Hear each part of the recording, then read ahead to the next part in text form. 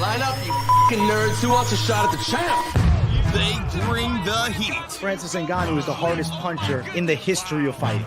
They bring the knowledge. If you think this fight is going 5 rounds, you are out of your mind. They bring you the picks. The dog is getting it done in this one. We deliver every single week. We're bringing the heat, ladies and gentlemen. The money line. Don't miss it on the MMA Experts channel each week. The money line. We are live. I am AJ, joined as always by the legendary Mike Finch. My man, what's happening, bro? I'm good, man. Super hyped from all the fist fights we saw. I got my Christmas gift in February. We got to see Jake Paul lose a fight. That was super fun to watch. We'll talk about it. Amosov looking sick in Bellator. And the GOAT is back this weekend. We got a lot of shit to talk about, AJ. I'm excited, my friend. Yeah, dude. I think this is the biggest card we've had in a long time. John Jones in any fight is huge to me. I really have expectations that this week brings maybe one of the better pay-per-view numbers you can get without Conor McGregor attached to it. Like, do we break 1 million for this John Jones fight? Maybe 500K? What are you thinking, man? I'm like torn. It feels like the big fight for the real fans like us and everybody in this chat room, right? Right. We're the hardcore fans, but as far as that crossover star thing, I don't know how much of that John Jones has. I think he was more popular when he was snorting cocaine and fucking hookers and whatever else he was doing. When that shit was in the headlines, yes, he was a big star. That was years ago now. You know, even him smacking his wife and headbutting the police car or whatever, like that's when his name was. So it's been so long. I don't know that this is one of those mega pay-per-views, although I will say it's a big pay-per-view. It's going to be a very successful pay-per-view for the UFC. I'm super excited to see it. John Jones at heavyweight. I mean, how long have we talked about this? Finally, we're going to be able to get to see it. John, don't behave yourself this week, John. I hope Captain Eric Albarracin is there with him every day, holding his hand. Don't be partying, John. Don't take no dick pills. We need to see John Jones step in that cage on Saturday. Can we see it? Yeah, we're going to see it. We're going to get there. This is motivated Jones, man. I think this is a John Jones with a real intent to fight now. Like, you look at his recent fights, especially like the Reyes fight, but even the Thiago Santos fight. It was a John Jones that was ready to cruise by guys that he didn't see as serious threats, but he knows that Ciryl Gane is a special fighter. I think that Ciryl Gane is like the craziest fight ever for John Jones, because you got a guy that's as tall as him, a guy with long reach, nearly the same, and is a fucking tremendous kickboxer from distance. So I cannot wait to break that fight down. Obviously, Mike, we got more before we get into our official breakdown of that one. Let's talk a little bit, though, about the weekend. First and foremost, we're going Friday. BKFC, again, what am I always saying? BKFC's got some of the best fights on the planet. Warfare, Alan Belcher, new champion. Incredible fight. And let's be honest, AJ, Alan Belcher was getting the shit beat out of him, bro. He was getting beat up in that cage. Arnold Adams looked really good trying to defend that BKFC heavyweight title. And Alan Belcher bit down on his mouthpiece, ate all those shots, got through it. He could have been out. Like, when he was down, he was down for the full 10. The full 10 count. He got up on 10. Right? So it was like referee's discretion whether or not the referee was going to let him go. He said afterwards, I couldn't see shit. Very, very hard, showed his determination, very tough performance from Alan Belcher. A lot to respect there. And then you guys know Juggernaut, right? The pound for pound. He's either 1 or 2 with Luis Palomino and BKFC. He wants a shot at the heavyweight title. Juggernaut versus Alan Belcher is a great fight, man. So a lot of fun watching the bare knuckle fist fights. And it got us warmed up for everything else that was fun during the weekend, right? Yeah, man. That BKFC, I'm going to say one thing. I feel like Belcher versus Hunt is a better fight than Hunt versus Adams, because the size, though Belcher's going to have a little bit of an edge, it's not as big of a difference. And the way Arnold Adams was looking, I was saying in chat, I'm like, this looks like a guy who's better than he's ever been. He looks so light on his feet and slick. And I think that's what cost him at the end, though, because he didn't have the gas to keep up that slick style. He's a big dude. And then Alan Belcher just fucking took everything he threw at him, man. You know, I always try to be respectful to the fighters, and I'm going to do my best here in responding to that, because I think the difference between what Alan Belcher went through and what Arnold Adams went through was in here, man. Alan Belcher's a dog. You can't stop Alan Belcher. You could stop Arnold Adams. You saw how mad he was afterwards. Look at their faces afterwards, dude. Yeah. I think Alan Belcher showed more heart. I think he showed more heart, straight up. I agree. No, he rode through hell and he was able to come out winner on the other side, whereas Adams having great success. When it went against him, he lost all faith. He said, this is it. This guy's too tough. And ultimately that was true. And we looked like savages with the pick at the end, but I was shitting myself when Alan Belcher was getting ripped apart. For those of you who tune into BK Bets, AJ and I on the dog pick in the main event, Wolf cashes again. Our BKFC picks are pretty good. Just saying. They are good. You know, by the actual fight night, it was like minus 200 for Alan Belcher. I wonder if we had any impact on that. Maybe we do. AJ thinks we move the odds. We big dogs out here now, AJ. Let's go. Started from the bottom. Let's go, my man. All right, so let's jump to Saturday. We got a UFC card that was incomplete because we did not get our main event. Krylov and Span. It was really unfortunate. Mike was on Span as his lock dog of the week, so I was really hyped for you to see what happened on that one. Unfortunately, doesn't happen. My fucking lock got trashed. Dontel Mays looked like a schlep, and it is what it is with that one. I fucked up bad picking against Augusto Sakai. And then in the main event, I mean, Andre Muniz, he got worked. He's not the boogeyman of 185 that they kind of sold him as. Snapping Jacare's arm looked so badass, but when the reality set in, Brendan Allen dug deeper, tougher dude, and honestly proved to me he's top tier. He's one of the top level guys. I mean, he got into this game so young. I thought Muniz's jiu-jitsu was going to be just better. Even though Allen has good jits, I thought it was going to be better. Fucking tremendous performance by Brendan Allen. Just super impressed. Brendan Allen by submission? Crazy. By submission? Crazy. I mean, Crazy. Mind blown, right? You Yeah. know what it was, though? It wasn't that he was better at jiu-jitsu. It's that dog again, man. He is ready to dig deeper than Muniz. We actually saw shades of this when Muniz fought Uriah Hall. You don't like to see somebody on the back looking up at the clock, right? Kind of burning it out. It's telling me that they're not trying to finish that person. They're not focused on their meal. They're focused on something else. And we saw that with Muniz, right? He likes to get to positions and kind of like, I'm tired. I'd rather hang on. Well, when he was in a bad position, he was doing the same lethargic stuff, gave up his neck. And you know, I'll give myself a small pat on the back. I was telling you guys, stop sleeping on the jiu-jitsu of Brendan Allen. He has competed as a professional in jiu-jitsu multiple times. He's very good. But did I expect him to submit Muniz? That is a big feather in his cap, the biggest win of his career, and it happened to be the main event. So yeah, big respect to Brendan Allen. Congratulations to him. Epic performance, and he got the finish. I mean, it's very, very important. I got to ask you too, Mike, how'd you feel about my fucking girl who I thought was going to be the next big thing, having no jiu-jitsu? Gabriela Fernandez just got dog walked by Jasmine Jasdavicius. What were you think when you were watching that fight, man? I should rewatch it since I was half watching it, half cleaning my house for a fondue party my wife was throwing. However, yes, that's she's how old is she, AJ? Dude, I think she's 31, I believe. So it's getting to the point where, you know, we need to see some significant improvements. If you're gonna you know, be getting dominated by Jasdavicius like that, you know, I don't want to write her off, but it was very disappointing. I thought the striking looked so good. I said, get this girl at Fight Ready. I'm telling you, I think you get her at Fight Ready. I promise you she's a ranked contender in 3 years. She looks so fucking good. I see the striking, and I can see it competing with a ton of girls at 125 pounds. If she could even somehow drop to 115, oh my God, I could see her like Amanda Lemos level game. But unfortunately, if you don't got grappling in MMA, you're going to be put on your back and you're getting fucked up. This is not K1. This is not 2003. This is fucking 2023 UFC. You got to have the whole arsenal, and it was not there.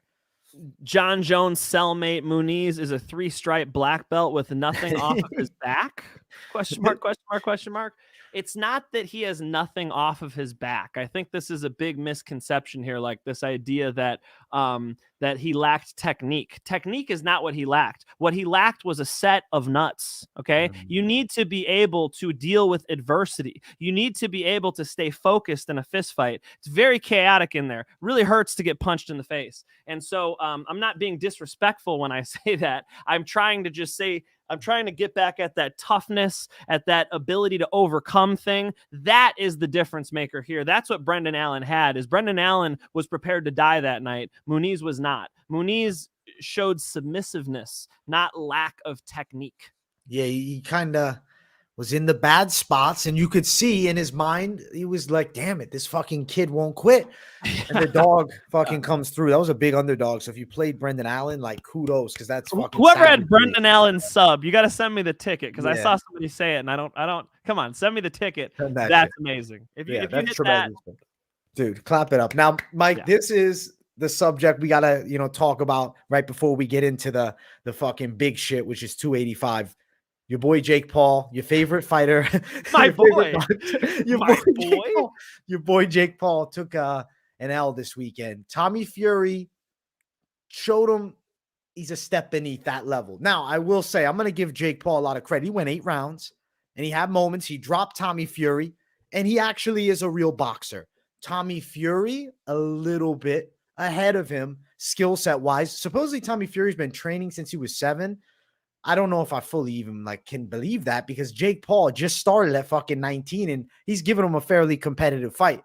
I want to see the rematch. Okay. I think the Jake Paul show continues. And honestly, I think the loss is better for him now. It humanizes him a bit.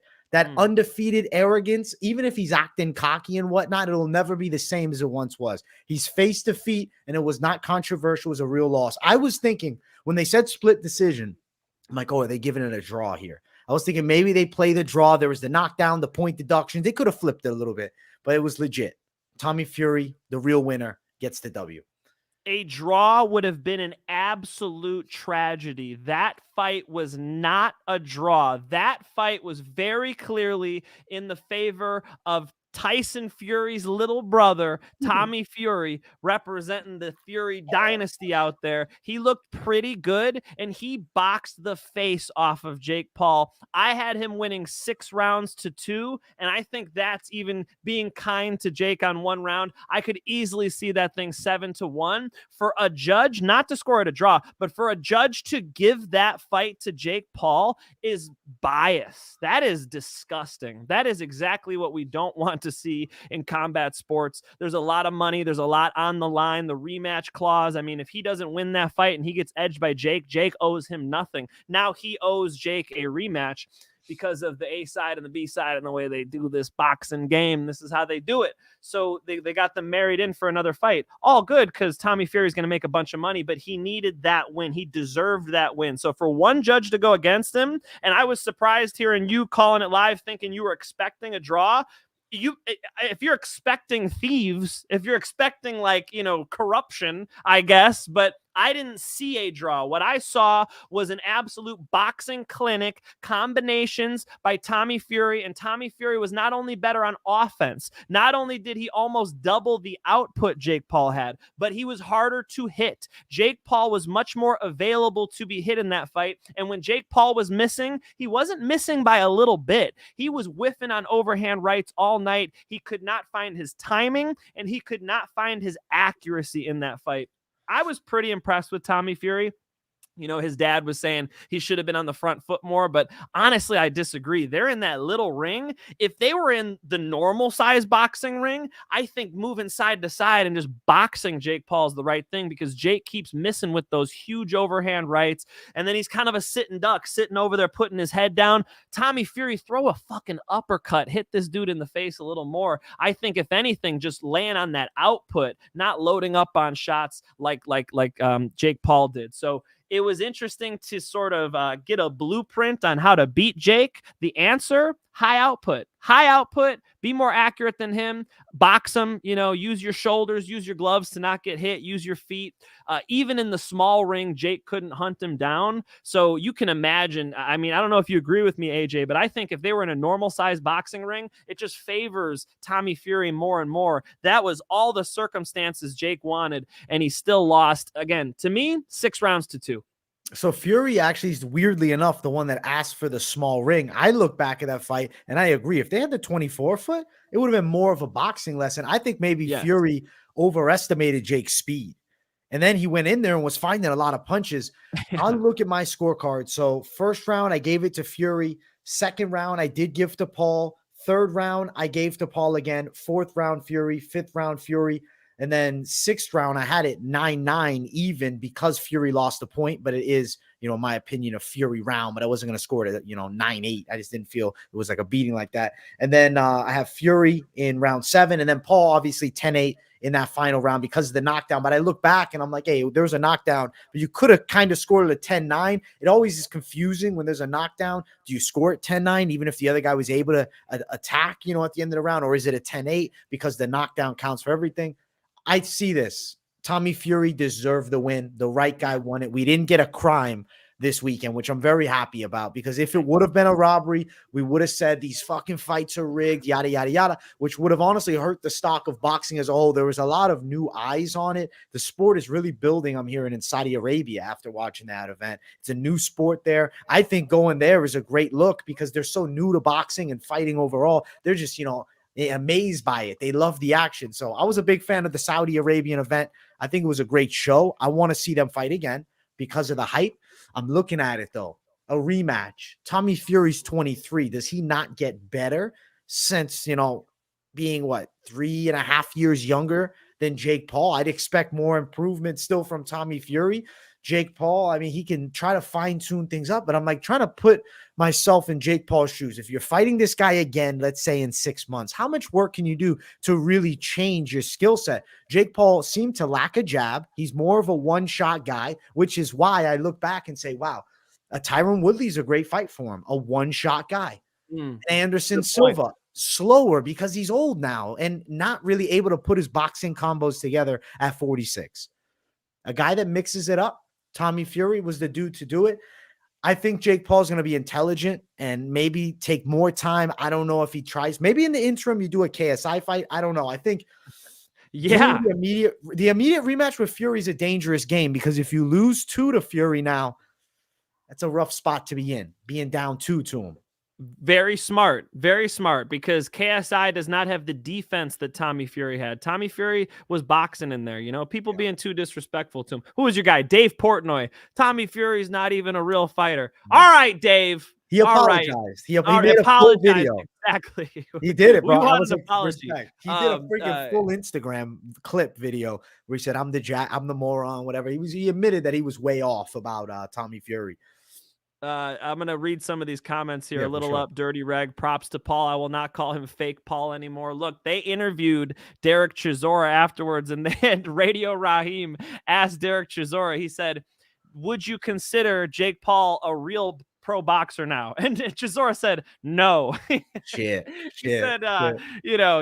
he's got a bunch of yes men around him, and until he loses those yes men and learns how to throw a jab and work his way in, double the jab up to work his way in, he's not a real fighter. I think Derek Chisora is being a little hard on him there. Do they have alcohol out there in Saudi Arabia? I don't know if is that a thing? Was Derek Chisora drunk? I don't know. I'd at least assume that for that event people were able to find something, having fun. Yeah, he seemed like a little loose afterwards. So I don't know. I feel like the Paul brothers are like paying for a lot of them to be out there. Mike Tyson and everybody, they're getting paid to be out there. They're not going out there because they're fans. And so funny that the person paying you to go out there, you're shitting on. I just thought that was funny. I feel like the Saudis paid people to go because I think the Saudis they're partnered up and they have a very intelligent mindset. The reason that event is so nice in Saudi Arabia. So you get to come watch fights. You're a newer to the sport. You bring in legends. So you're like, oh, this is Mike Tyson, the scariest heavyweight in, the past 20 years, whatever the fuck. You have all these other big names there. I don't know. It kind of like,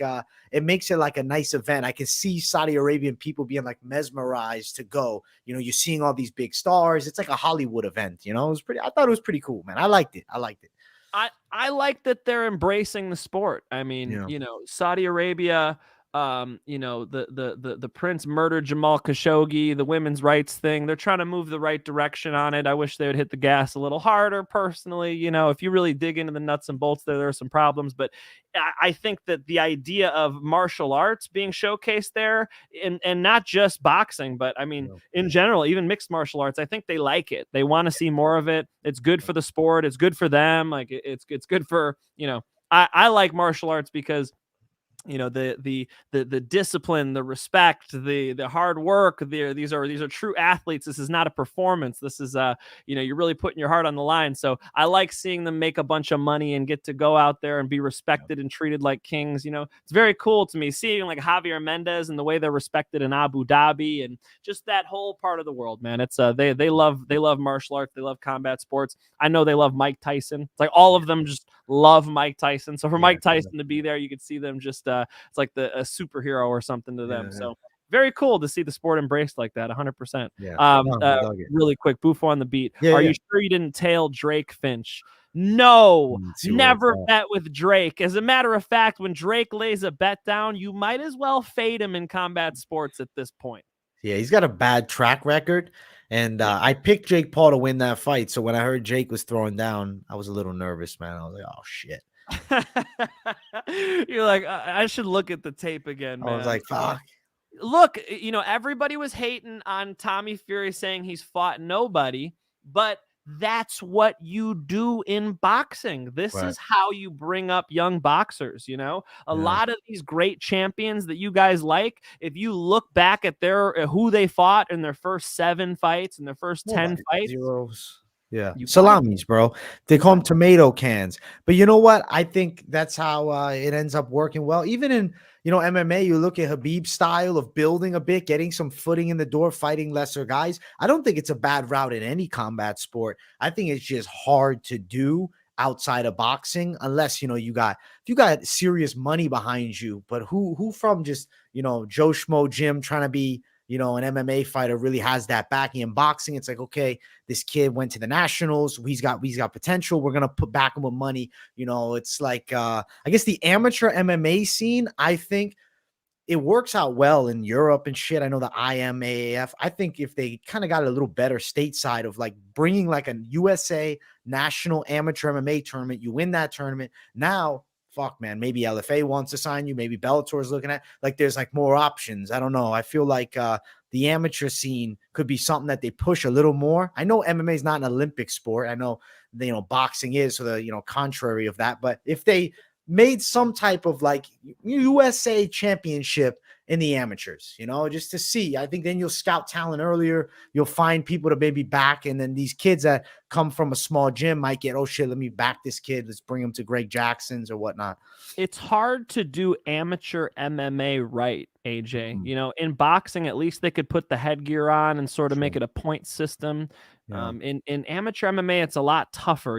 I fought amateur MMA, and guess what? I could grab you by the back of the head, knee in the face, and I mean, there's no shin guards, no anything. 4-ounce gloves. It was a fight. It's just the same thing. So if you're gonna do all that, you can't compete that much like all these other sports. So I honestly think that MMA is just not made for Olympics. It's not made for kids. It's not made for it is the closest thing to true fighting, and you should only really fight like 4 times a year, and you should do it full blast with no headgear on, no shin guards, no bullshit, because that stuff gets in the way. It gets in the way of grappling a lot.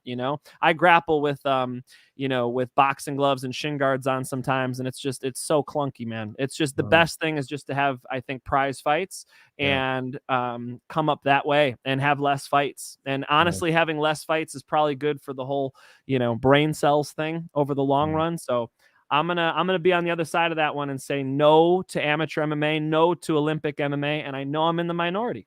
Well, I guess it's a fair point. It's just the I don't know. It's like if they had an amateur outlet, it's a way to find talent. Though you're gonna get paid more if you're the best amateur MMA fighter in the U.S. You're gonna fucking get more money. They'll sign you. You'll make a little something. I guess MMA fighters are criminally underpaid on the fucking regional scene. Is also where I'm going with it. At least if you're an amateur boxer, you might not be getting money, much of it, but you're getting the matchups that you like. You're fighting less. There's a little money behind you.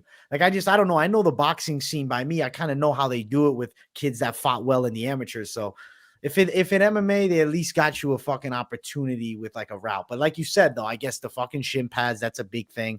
Boxing gloves. What are they going to wear? 6-ounce gloves? It wouldn't work. Maybe they do like 4-ounce gloves. They make a perfect shin guard. Maybe we put a fucking light headgear on with an open face.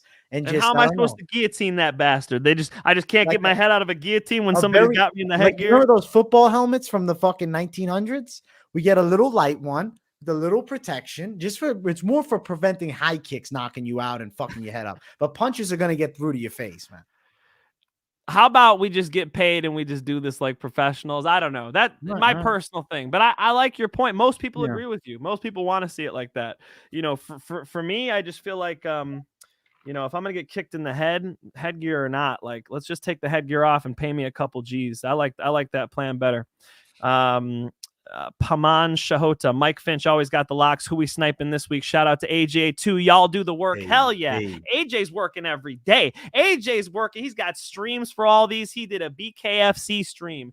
How dare he sleep on Bellator? We got to talk Bellator really quick, but he did the UFC stream. My man AJ's working every day. I come in on Mondays and just say hello. You know what I'm saying? Can we talk Bellator really quick? Yeah. Go, Mike. I'm in.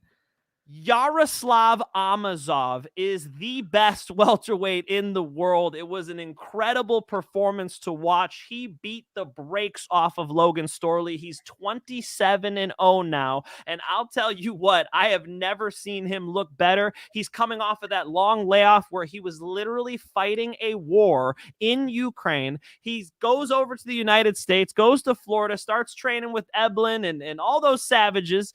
And he is cornered by Mike Brown. They go out there and they execute the best game plan I've seen. Phenomenal striking, extremely high output, and I can't remember a time I've seen a fighter defend that many takedowns, especially against a phenomenal wrestler like Logan Storley. It wasn't that he was just defending the takedowns, it was that he was punishing Logan. Every single time Logan Storley would shoot, he would break, he would create separation. He wasn't getting controlled at all. He did that for 25 minutes. I'll tell you what, I've been super high on the Bellator light heavyweights. I know you guys hear me shouting out that Johnny Eblin would beat Pahea. Add this one to the list. Yaroslav Amosov at 27-0.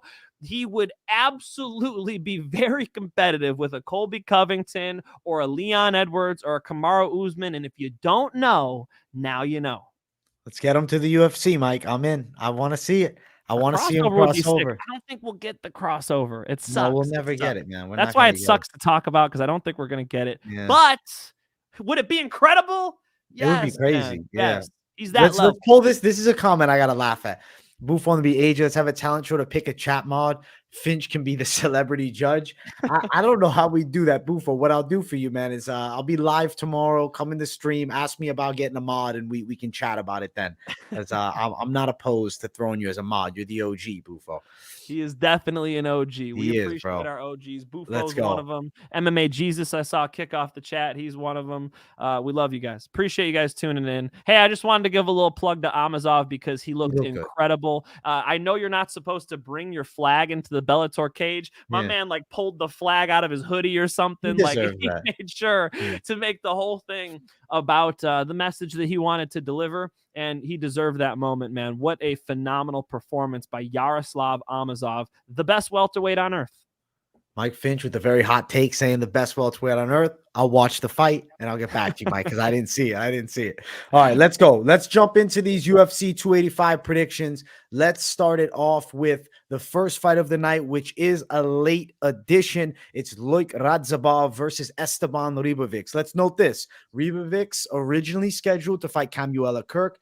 Radzhabov stepping in on short notice. Who is Loik Radzhabov? Well, if you don't watch PFL, you wouldn't know, but he's actually a pretty damn solid fighter from there. He was in the finals 2 seasons ago, I believe. He lost to Raush Manfio. He's a guy with the OV at the end, so you know he's got wrestling skills. I like his boxing game. It's decent. He uses it more so to close the gap, clinch up, take fights to the floor. Ribovics is an impressive striker, though, and a straight finisher. A guy that can come out really hot and kickbox. He's also got some solid jiu-jitsu. I like the way he's looked against talent that is not the level of Loik Radzhabov. It's very hard to confidently go and say you're going to pick a short notice guy. But Radzhabov has been in there 5 rounds against top caliber fighters to now debut in the UFC against Ribovics, who's a debuting prospect that looks really good. It's just, I got to pick Radzhabov on a decision, but it's not one that I'm like, yeah, go fucking bet that thing. Ribovics is a really good prospect. He's not Prado. I know Prado is a guy, you know, from Samurai Fight House and shit, so that kind of lines up. But Ribovics already looks more well-rounded. We saw him on the Contender Series. He's got wins over, you know, decent competition. But it's Loik Radzhabov. Like, I have to pick Loik on a decision. I'm going to go with him. Mike Finch, what are your thoughts, bro? Yeah, AJ and I were talking about this one before we went live. We're both sitting on the fence on it. You know, the more I dig into this record, dude, he's dropping some decisions, some split decisions and stuff. And if this thing starts going long, you could imagine taking it on short notice would be a problem. He has fought the better competition. So AJ's right. In the PFL, he had great performances, and he's definitely been in there with high-level guys. However, when you make your UFC debut, it's a little different. At least my man Esteban has been on Dana White's Contender Series and got a nice knockout. You know, coming up with this fight, fill-in on short notice at 11-0, I think he might get it done, dude. I'll go on the other side and I'll take Esteban, but it's not one I'm betting on, and it's certainly one I'm very interested to see how they react. You know, it's the toughest test for Esteban yet, so don't let that 11-0 record just make you hit the place wager button, right? Do your research and make sure you want it. He's aggressive. He throws good punches. I mean, I could imagine him taking it like 29-28 decision. So as far as this right here with Loik Radzhabov, the odds are wide towards him. He's around minus 225. And then on the other side, it's around plus 150, I believe. What is it? Plus 190, excuse me. You get a wide line for Esteban, for Radzhabov. And also I want to bring up something from the chat, which is interesting because now that you say that, it's totally refreshing the memory. Radzhabov, something to note about him, he was supposed to be on the season. Remember Conor kicked 3 fighters off and they had leaked those guys' names who got kicked off. Radzhabov is one of those names. So that's the reason he's jumping in short notice. That's got to boost, I guess, the confidence hearing that more so because now you know, okay, the gas tank could be pretty solid if he's planning on fighting through tough. It's kind of cool that he got right in the UFC door. Short notice fight. He was ready to fight probably this week anyways because of tough. So that's pretty Dana said that. Dana said, you know, the media and the fans keep talking about this like we're saying, hey, goodbye, guys. We're kicking you to the side of the road. He's like, no, if they didn't make the Ultimate Fighter, they will be taken care of. Here's one example. Yeah, that's beautiful, man. I'm going Radzhabov. I'm going with him. I'll say he gets it. I'm going to go decision win, though. I think Ribovics is a really good prospect, just not yet. Radzhabov, as far as betting props, I don't even know if I love the idea of the fucking prop bets here. I mean, I could see that over 1.5 minus 175, but like money line. What do you think, Mike? Are you feeling props at all with this fight? I think if you're going Esteban, he's the finisher, right? Radzhabov is the one who's going to take this thing to the scorecards, man. Esteban's coming out there and he's going to try to put punches together and get him out of there. He's going to be the aggressor. If you're on AJ's side, you got to think decision. Let's see. We shall see with this fight, man. Good first one to start it off. Let's keep running up. Next fight on the card. Woo! Good matchup when you see the name Basharat. Doesn't matter which brother it is. Farid Basharat and Damon Blackshear. Mike, I have to go with Farid Basharat here. I don't think Damon Blackshear is a bad fighter. I think he's just in a real rough matchup. I feel like he's a pretty athletic guy, but I do think the grappling is not bad by any means, but like I feel like he makes some technical mistakes here and there that against a guy like Farid Basharat, he's going to capitalize on. Another thing that I saw with Blackshear I did not like is this high guard style that he brings with a guy with the kicking of Basharat, who I think can dig to the body pretty quick. I see Basharat landing shots to the stomach. I think Damon Blackshear is going to end up getting gassed here and getting TKO'd. So I'm going Basharat knockout. Funny you say that because I think Blackshear can kick pretty well. And if you look at Basharat's stance, he started with Taekwondo. And so whenever you have that deep Taekwondo stance, it is available for leg kicks. The Taekwondo and the karate guys are just not as good at like calf kicks and quad kicks, the roundhouse style kicks that Blackshear is pretty good at and pretty quick with. So I do think actually Blackshear kicks with him pretty well because he's going to bring those calf kicks and come around the outside.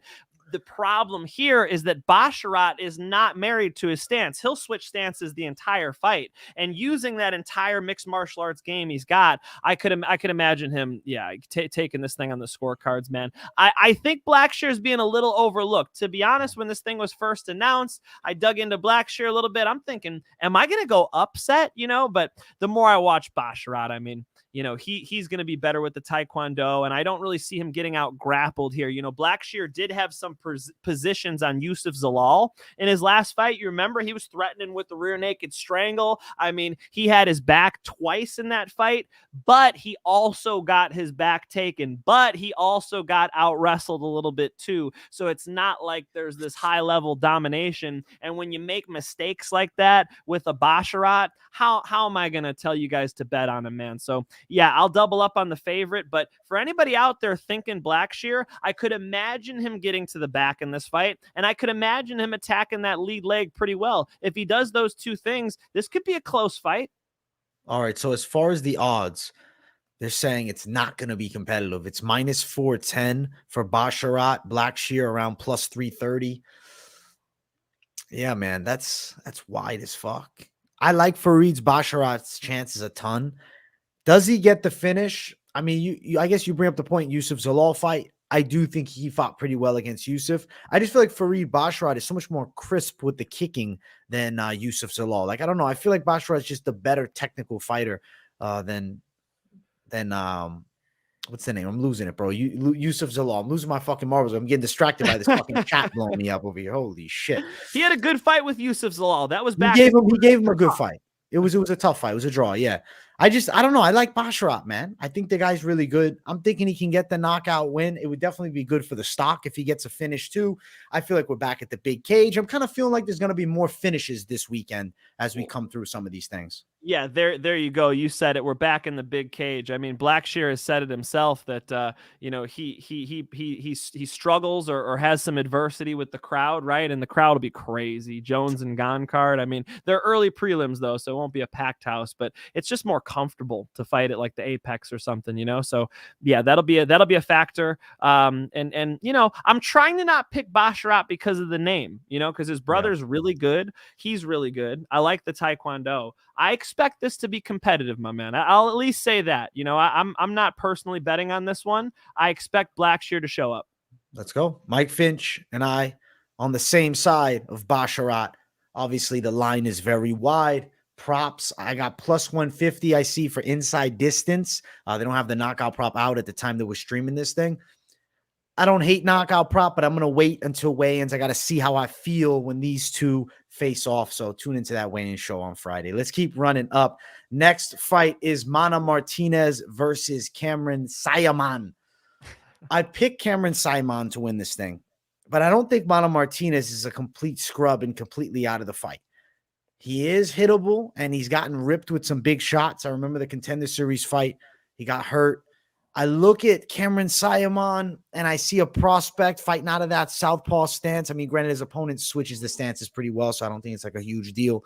Speed edge, a little bit Saaiman. I think he's a little bit physically stronger and hits with more power. But Mana Martinez, he can fucking bang. He's kind of like a junkyard dog at times, willing to scrap. He's a good kickboxer who's got pretty nasty low kicks. I know he's got decent enough skills on the mat, but I do think Cameron Saaiman's getting the hand raised. I'm feeling like Saaiman might find a KO. I just see him catching Martinez with big punches later in the fight. Could definitely see it going distance too. I'm going Saaiman, but it's like he's so fucking young. It's a little bit concerning for me. Yeah, at 22? 22, bro. Damn, he can't even rent a car. Don't you have to be like 23 to rent a car? 22. 25, I think, bro. There you go. 25 to rent. I mean, the dude is really young. Actually, it reminds me, John Jones was like 21, 22 when he was whooping Stephan Bonner's ass back in the UFC. Rest in peace, Stephan Bonner. He just had the celebration of life actually on Sunday, excuse me. All the best to the family, and all the best to rest in peace to the legend Stephan Bonner. Cameron Saaiman is very technically sound, AJ. Very technically sound. It's very hard to get to him. He's a good kicker, but he hits like a girl. I mean, he's punching. Rampage had a great line. By the way, I saw Rampage yesterday. Saw him at the gym. You saw Rampage yesterday? I said what's up to Rampage. That's dope. I told Rampage, I said, why are you letting Tito beat you up like that, man? He's like, I don't know. He let Tito out wrestle him on Instagram Live the other day. In like jeans. Anyway. Why did I bring up Rampage? What was I saying? Because I think you're going that I don't know, Saaiman. Oh, I got it. I got it. You ready? Yeah. Rampage has a line. He said, Forrest Griffin can't bust a grape. And that's exactly what Cameron Saaiman's problem is. Cameron Saaiman cannot bust a grape. If he punched a grape, the grape would still be edible, okay? We need to make sure that we factor that in, that if he punches you in the face and you just bite down on your mouthpiece, you might be able to punch him a lot harder in return, right? This is part of how Chuck Liddell had so much success, because Chuck Liddell's defense, if you're in a video game, 5 out of 10 at best. His offense, very dangerous. So if Mana Martinez can bite down on his mouthpiece, sort of bang with him, get a little bloody, get a little intense with him, I do think he could crack him, because that's how you got to get in there with Cameron Saaiman. You got to fight Saaiman. You don't want to spar him, because he will out kickbox you all day. It's a very clean style. He's got very smooth technique. He's going to be hard to grapple with for Martinez. Martinez is on the floor before, and I do think Cameron Saaiman is too much of a test for him. Mana Martinez 2-0 at the Apex, just like we were saying about Blackshear. He talked about letting the crowd affect him. He should use his hands in this fight, take the crowd's energy instead, and turn it into something excellent. I would like to see Mana Martinez really let his hands go and go for the knockout. Is he the man for the job? No. I'm going to go with the kid. I'm going to go with Cameron Saaiman. Cameron Saaiman, the pick from Mike Finch and I both. As far as the odds, it's like Saaiman is the next big thing, because he's minus 250. Mana Martinez at plus 250. I like Saaiman's chances by KO more than Mike, obviously, here. Now you're saying Mana Martinez might play to the crowd. That could, consist of him getting caught with a big punch. KO is there at plus 170. I'm not saying go out, run and play it, but I want to bring up the line. Saaiman money line, like I said, minus 250. Well, Mike, what do you think about the betting side of this? You going to bet on a 22-year-old to win against Mana Martinez, or you think you can do it? I'm going to bet on AJ banning this dude from the chat right now. What's he saying? He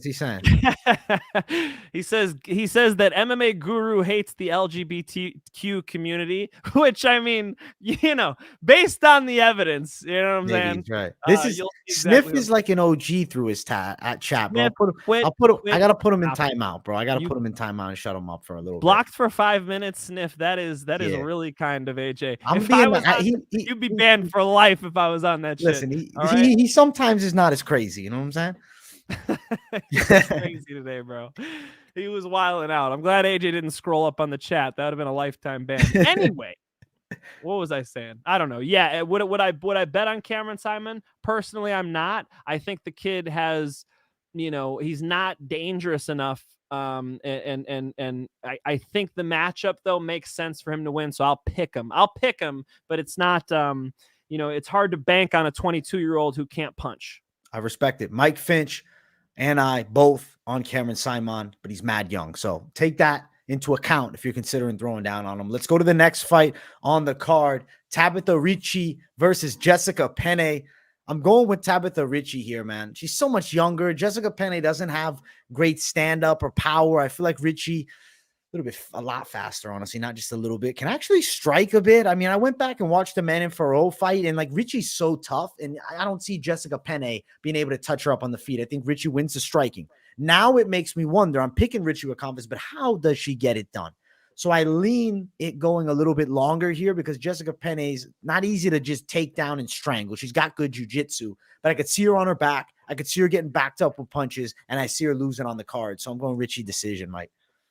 Ricci decision as well. I actually think she'll wrestle a lot in this fight, and that makes a lot of sense to me. Jessica Penne, I don't sleep on her. I mean, I do think Jessica Penne is pretty skilled, pretty well-rounded, experienced, but she's also 40. You know what I'm saying? It's Ricci's time. It's Baby Shark's time. I think she uses her kickboxing to get inside, hits takedowns, out-wrestles Penne. Yeah, 30-27. 30-27, Tabatha Ricci. I'm thinking, yeah, it could definitely be the same as that. Now, it's a women's fight, so there's obviously some concern, at times by the majority of the people. But hey, I just keep thinking of Erin Blanchfield minus 230 for Tabatha Ricci. I think she could potentially be a parlay piece at the least. I'm pretty confident she wins against a 40-year-old Penne. Yeah, Penne I would agree. This is not a crazy parlay piece. No, it's not, man. I don't think it is at all. As far as method of victory, I like decision. Mike likes decision. Decision win for Tabatha Ricci, sitting around minus 115. So it's actually near even money. And that is my most expected method here. Yeah, I think it goes all rounds, man. If Ricci could lock something up, that would be really big for her, right? If she was able to get the mount or get the back, rain down some elbows, get a finish, that would be awesome. But yeah, Penne's pretty tough, dude. Penne's pretty game. I think Penne makes it to the final bell. Let's go. Tabatha Ricci by decision for us both. Let's get to the next fight. It's Ian Machado Gary. Remember that Machado Gary. He took the last name of his wife, and I think it's because he wanted that Machado name because wow, it's a badass Brazilian name. Very progressive of him. He fights Gane song. Very progressive. Very, bro. Holy shit, that's awesome. Yeah, when I was getting married, my wife's aunt tells her, she's like, you don't have to change your last name. You could keep your current last name. I'm like, really? Did you talk to me about that? Is that how that works? Is you just come in and make the fucking rules here? No, absolutely not. Getting the last name, it's part of the fucking package, but hey, good for Gary, man. I'm not hating on him. If he's happy, I'm happy. As far as the winner of the fight, though, it's Ian Gary. We're picking him to get it done. We're picking Ian Gary, man. He should knock out Song. Yes. Ian Gary's a very, he's one of those up and comers, man. You gotta, let the hype train build some steam. That's what this fight is. Ian Gary knockout. Ian Gary knockout. I'm picking Ian Gary knockout. We're all over Ian Gary by knockout. You're not all over the money line though, because it's minus 550, and then Song is sitting at like plus 480. If we look at the knockout prop, though, because that's what I got to find here and see if we can find any value at this point. Ian Gary to win via KO. Can I even find it? Gary wins round 1. Gary wins Song by KO, Song submission. I'm only finding the Song props, man. What? Give me a second. I'm looking for more. I'm gonna dig into this, Mike. I need to find it. Ian Gary KO's the most likely way this fight ends. If Ian Gary can't put away Song, I gotta start asking questions. I agree, dude.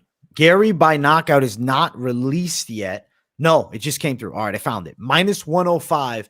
Gary by knockout. I would honestly touch that line soon because I'm pretty confident he's getting a KO win. If he doesn't KO Song, just come on. He drops a stock, a serious one, because Song got put flat to sleep by Max Griffin, a tough dude that always is teetering towards the rankings. But if Ian Gary is actually as good as he's, kind of being branded to be, he should run through a Keenan Song. Stephen D is so funny. I can't even hear what you're saying. Don't even pull it up. Don't even pull it up. All right. It's so funny. For those of you who just click live chat, if you're in the replay gang, you can check it out. Yes, this is one of those fights where, it's a check. Like, how good is Ian Gary? Is he the truth or not? I could see him going all rounds with him. Of course, it'd be, you're going to have a higher percentage chance of hitting if you go money line, but those odds were not very wide for KO for the matchup that he's got, man.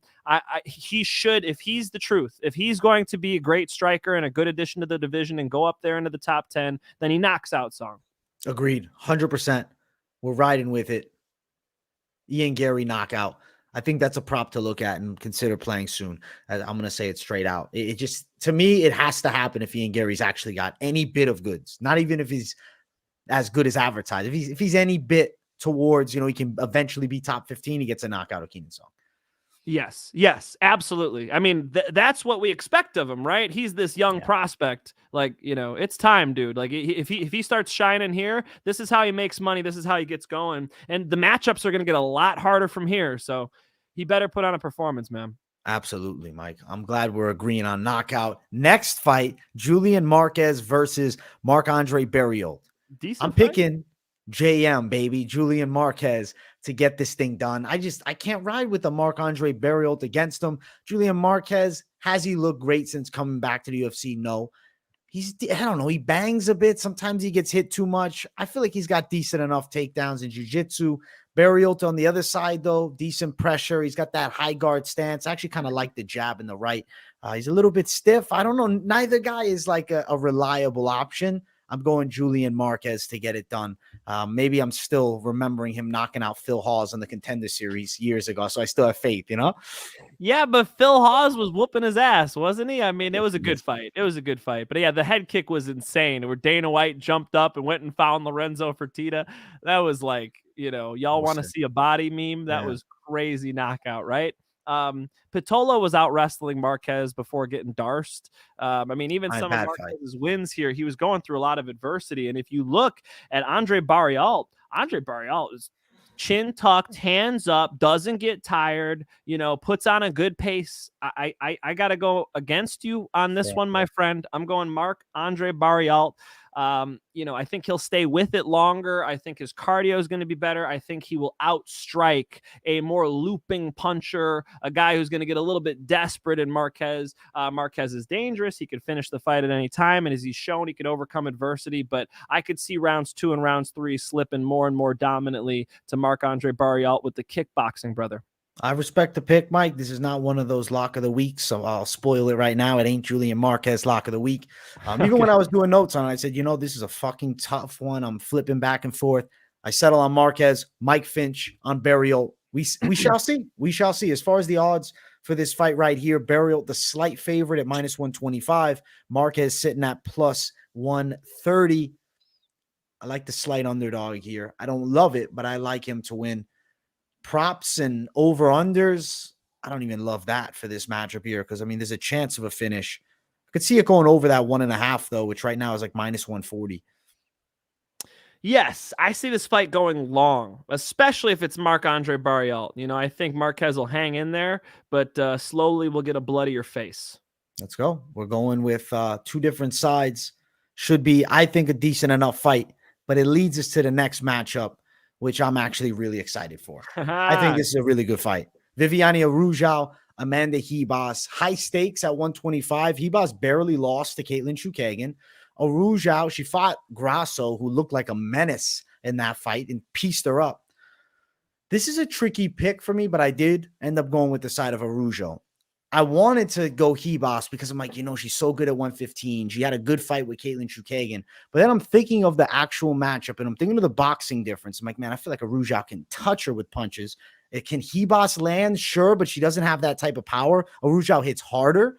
And then I'm thinking of the wrestling. Araujo can wrestle, man. And then Ribas, very good jiu-jitsu, nasty throws. But is Araujo going to fall for those traps and get manhandled on the floor? A woman handled, I should say. So I ended up going with Araujo to win a decision, Mike.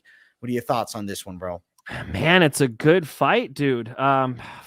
Lush Lomain, will we be blessed with Mike at this Saturday stream? Guys, I've been missing so many of these streams. I think it's time. AJ, will you have me on this Saturday? Dude, call me up, bro. Just let me know when you're ready. Let me know when you're ready. Like, I'll be here. At least the prelims or something. I'll come back. So, no, definitely stop by when we're just hanging out.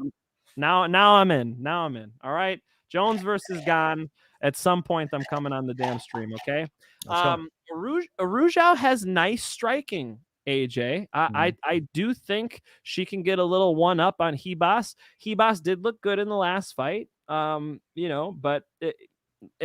wondering, is Araujo good enough to cancel out the ground game too? Because Ribas can submit you. The problem I see here is Ribas moving up in weight. I don't know that she'll have the ability to bully Araujo. Araujo is very strong and probably a little bit bigger.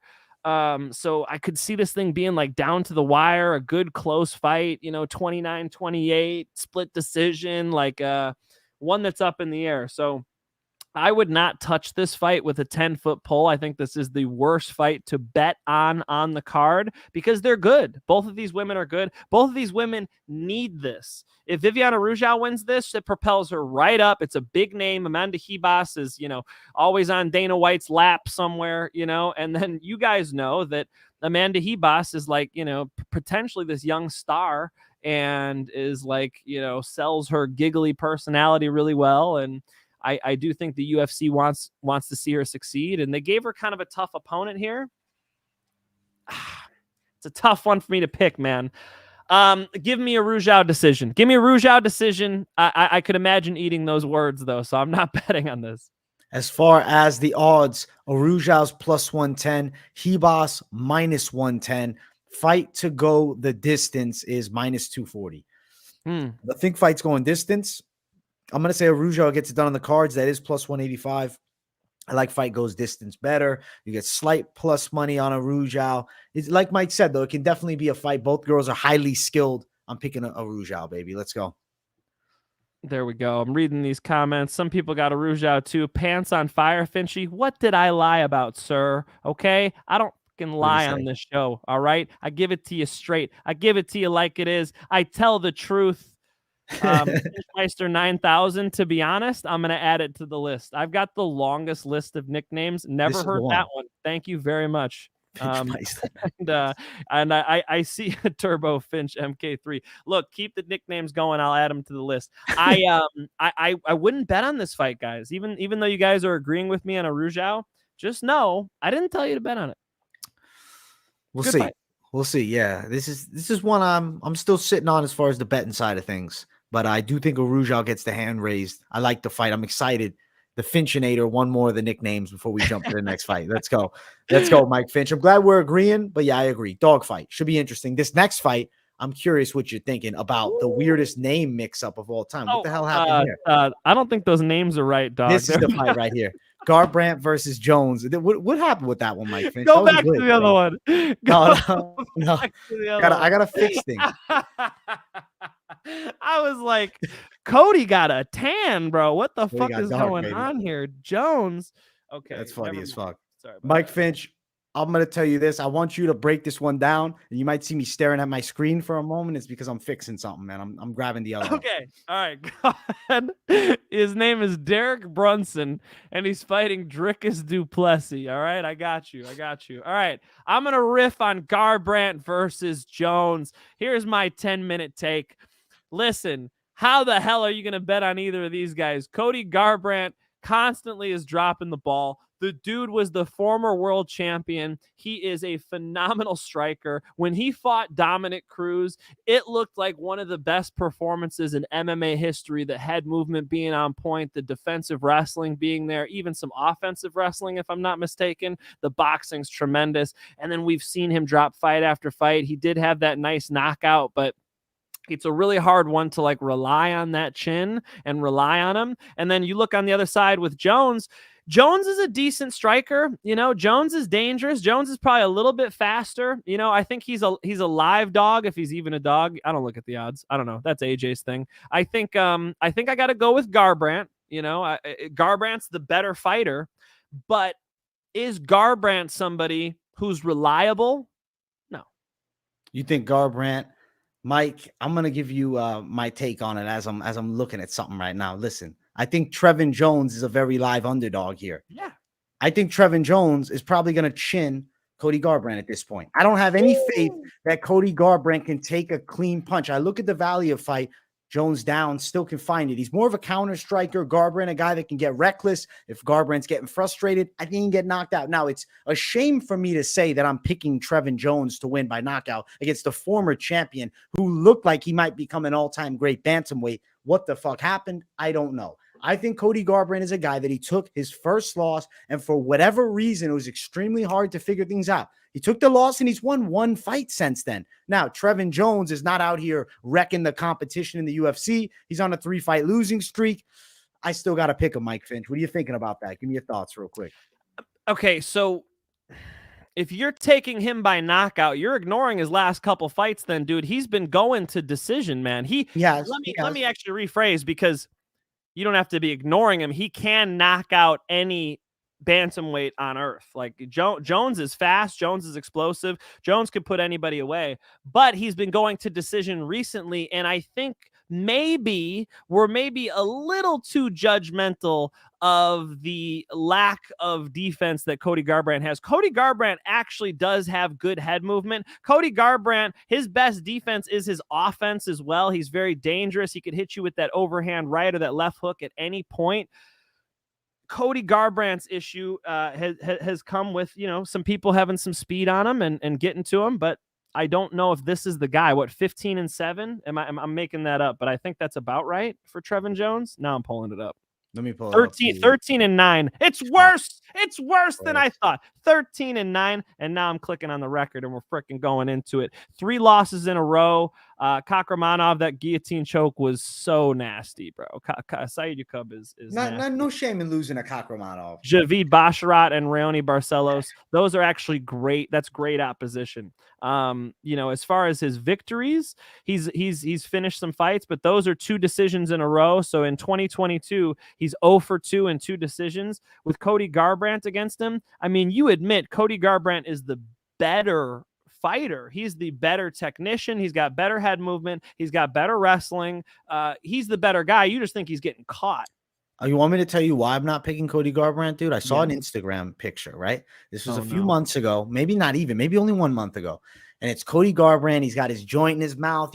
I'm like, bro, he's just too focused on smoking that reefer at this point. I think Trevin Jones is hungry for a huge chance. Yes, I'll agree. Better competition is Garbrandt, but you look at the guys Jones has fought, they're really good fighters who are unranked. Cody Garbrandts is fighting the bigger names in the weight class towards the top. He's getting his face beaten up with jabs by Rob Font, and then he's going out there and getting laid out at 125. I also feel like him dropping to 125, he had to lose some muscle mass for that cut. And now he's coming back up. Obviously, he took his time with this return. I'm saying the chin's not there. I'm going Jones knockout, which is sad to say because it's literally been loss. And then, he gets the win against a Sunsao, and then it's just back down. Cody Garbrandts can't get his rhythm back, man. Cody Garbrandts lost the decision to Rob Font. I'll tell you what, Rob Font finishes Trevin Jones. Styles make fights, Mike. Let's go. We're going Trevin Jones on this one. All right, I'm going Cody Garbrandts, but would you bet on Cody Garbrandts? I mean, that's not the recommendation. I'll have some sweet ones for you guys in the main card since I keep light touching a lot of these. But yes, it's Cody Garbrandts, guys. Bet responsibly. This fight right here, a bet that's interesting to me. I know we're talking about, Trevin Jones obviously going longer in fights, but under 2.5 rounds is -175. Trevin Jones to win by knockout plus 300. Dude, I'm really thinking Trevin Jones chins him. I've lost faith in Cody No Love. I think he's getting caught, dude. I see that. God damn, bro. Yeah. We're going against it, man. We're going against Cody No Love. Hater?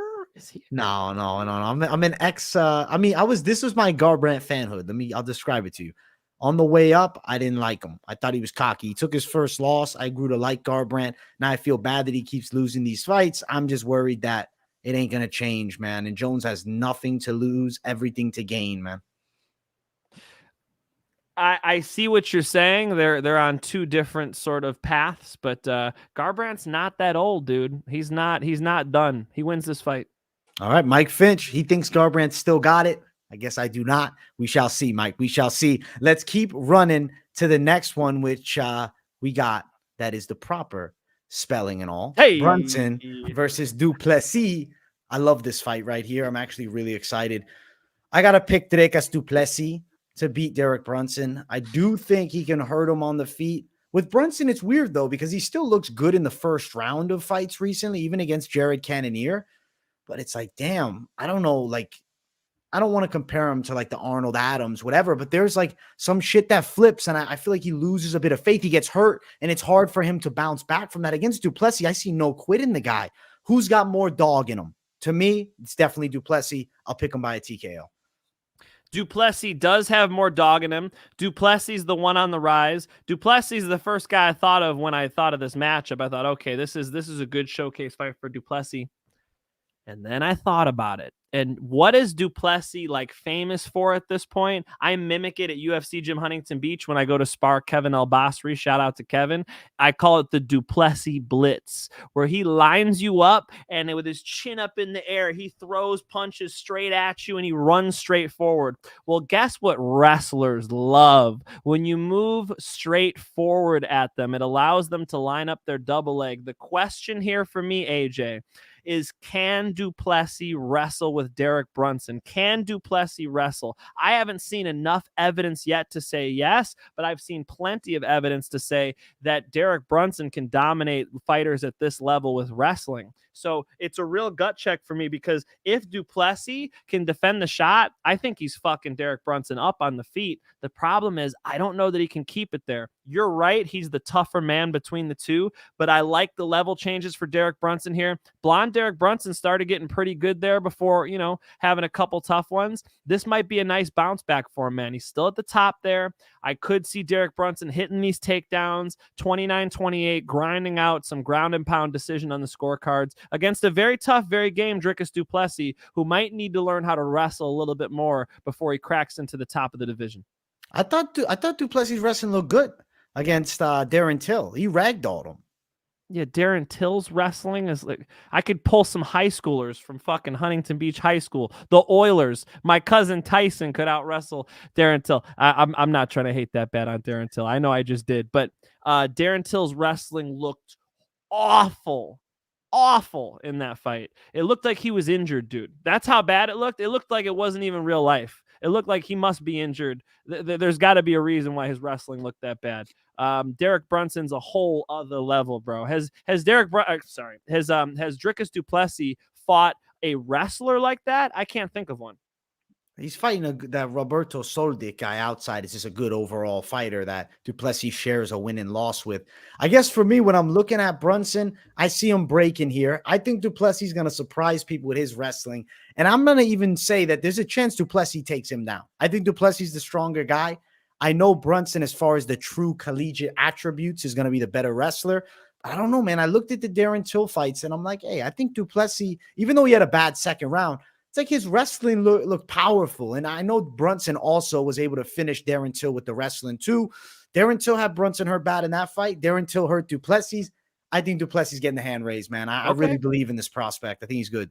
You're confident in it. So is everybody in the chat. So y'all. No, I'm just kidding. No, I mean, I could see it too. I think he wants it more. It's lining up for the point in his career here. He just got the big Darren Till win. Before that, he got the big win. Was it in Australia? Brad Tavares. Yes, thank you. I mean, so he's on the map now. This makes sense for him. I don't know that he could stop that double, especially the way they line up. I'll say it one more time. Dricus du Plessis does a straight line blitz. When you blitz in a straight line, Darren Till's, sorry, now I'm calling him Darren Till. Derek Brunson's got to go level change and shoot. I think he hits those level changes. He hits those shots, and he pisses all you people off. Decision, Brunson. Let's see. Mike Finch going Brunson. You can feel the confidence in his voice here with that wrestling. Plus 200 for Brunson, which is Mike's side. I'm on du Plessis. He's minus 220. I'm picking du Plessis, and I'm also saying knockout win, which is plus 165. I think he's beating Blonde Brunson, man. I think he's knocking him out, Mike Finch. All right. I hope it's blonde Brunson. That shit better be white. I want to see some Chester from Lincoln Park hair up in this bitch, Brunson. Let's see these level changes. Derek Brunson, are you still the man? Can you still crack into the top of this division? You were looking good beating the shit out of Edmund Shabazian, right? You were looking good back then. Let's see that again. Don't let me down.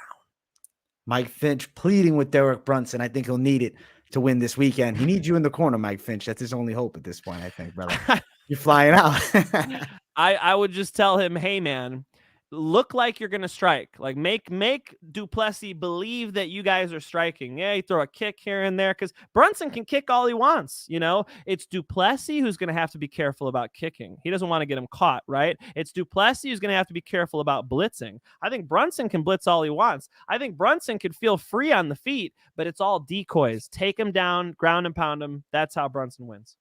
Let's go. Me and Mike on opposite sides with this one, and it leads us into the main card. If you guys are watching, if you're enjoying the money line, smash the likes. Make sure you subscribe to the MMA Experts channel. I'm posting every day of the week. If I'm not posting, I'm live, so you get plenty of content. Keep it locked in right here. Mike Finch, it's Bo Nickal and Jamie Pickett. Obviously, you know what the pick is, bro.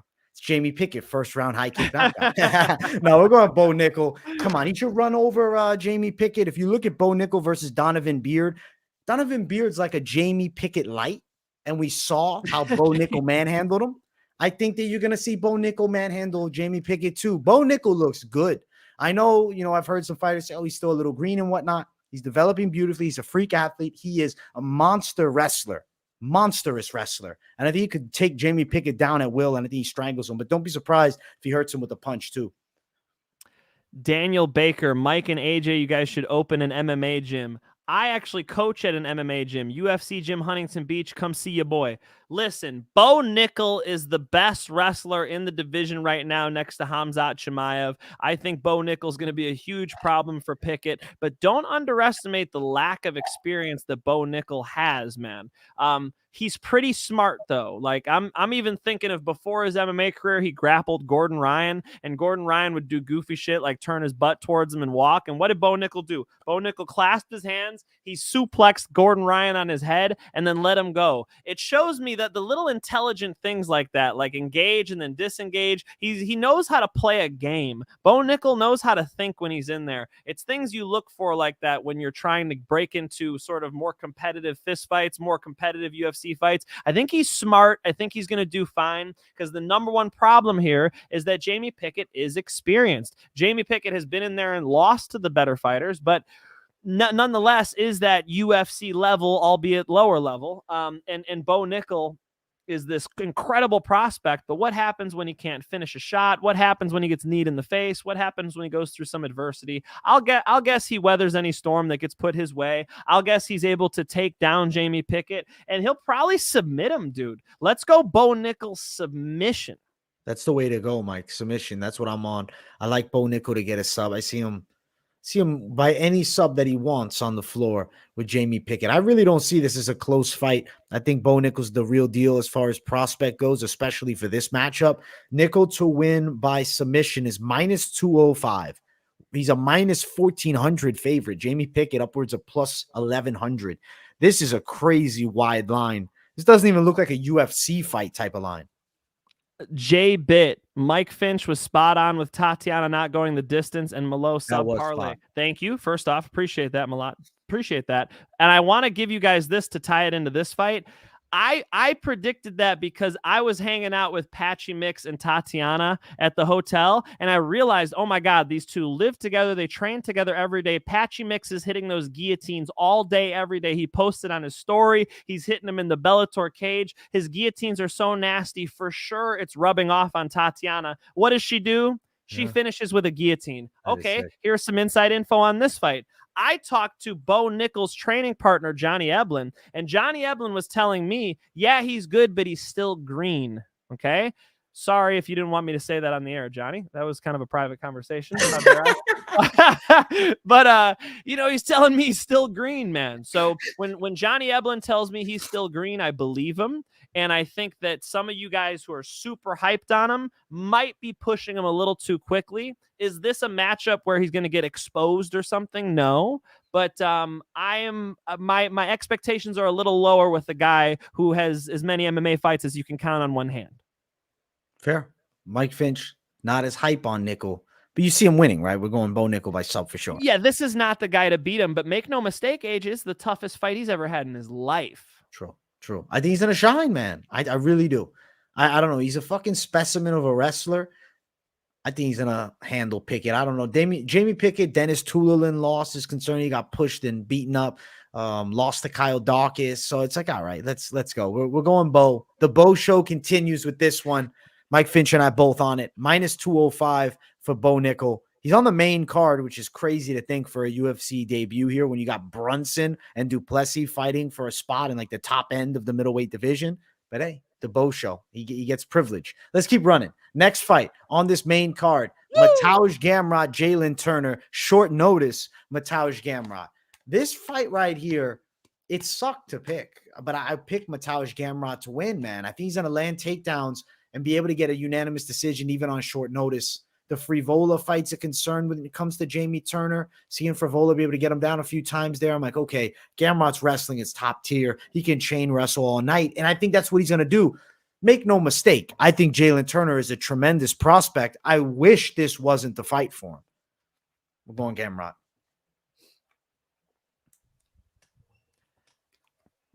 This one's so tough for me, dude. What a tough fight to pick, man. Crazy.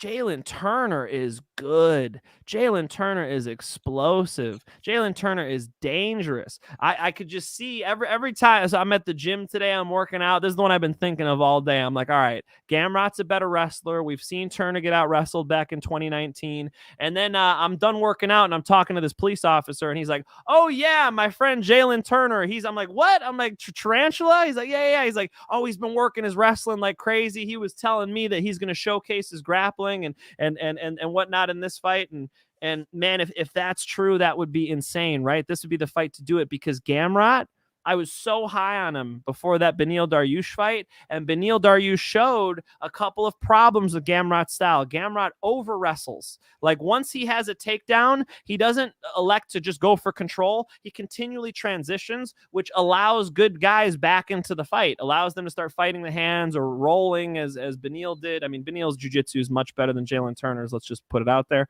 Beneil's a better grappler than Jalen Turner. That's not what I'm saying. What I'm saying is that Gamrot is not the best control artist. His takedowns are good, but what about the control after the takedown? You would put like Khabib on a higher level with that stuff, right? Even though I've debated people on that too. They're like, people stand up under Khabib all the time. Yeah, and then they're exhausted. It's like Gamrot is not out grappling people the same way. And so if he takes Jalen Turner down a couple times, I could imagine Jalen Turner getting back up on his feet, breaking those hands, punching him in the face. I could imagine him knocking Gamrot out. If the gun's to my head and you're taking my money, I mean, how am I gonna go against the wrestling, especially once we've seen that hole with Turner. Turner really has to show us this time that he can deal with that grappling onslaught. And if Gamrot's taking this fight, he's probably confident in it. Another problem I have with it, AJ, the short notice thing, man. Is Gamrot going to be able to go full blast for 3 rounds? It's a very tough fight to come in on short notice to take. So there's a lot of red flags for me, but I'll double up with you on Gamrot, I guess. I was so high on Gamrot before. I can't just be swayed by Beneil Dariush being awesome. But Jalen Turner's a real problem. And, back on the Jalen Turner side, another thing that swayed me is Jalen Turner was preparing for Dan Hooker. Okay. This is a lot different. This is literally the polar opposite style from Dan Hooker. Dan Hooker throws wide, Gamrot throws tight. Dan Hooker's a striker, Gamrot's a wrestler. It's going to be very difficult for him to properly prepare for a Gamrot on short notice, as to where with Gamrot, I think that it's pretty straightforward. Close the distance and take this dude down. Interesting, Gamrot right? decision. Because the friend of his is talking about he's training that wrestling so much. Short notice, it was Dan Hooker. So this is a massive shift in opponent. I bet he's working his wrestling every single day like a madman when they said you're fighting Gamrot. But a few weeks get you prepared for a Mateusz Gamrot takedown. I'm not saying he doesn't train wrestling, but when you're fighting against Dan Hooker in camp, that's got to not be your priority. You're dealing with a Dan Hooker who's a quality kickboxer. I think Mateusz Gamrot's going to win this fight. I'm picking him to win, Mike. I really like Jalen Turner.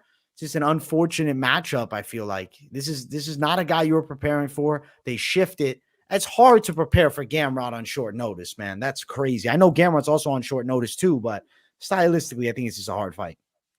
The MMA Don Turner guillotine off of a single leg outside takedown. I like that you are so specific, my friend. I like that. We call that in Illinois a single leg dump, because you're trying to dump them to the side where the leg doesn't exist. Imagine a table. You take one of the legs off the table, you flick the table, and it falls on that side. So it's a single leg dump because your head's on the outside. If your head was going to go the other way, that would be a little different, right? And then somebody else doubled up on the guillotine right under it, right? Turner by submission. There was somebody else said guillotine. I'm missing it now. But man, I could see this fight going a number of ways. So I'm gonna sit back and enjoy it. And I'll tell you what, Jalen Turner is one of the most dangerous fighters in the UFC right now.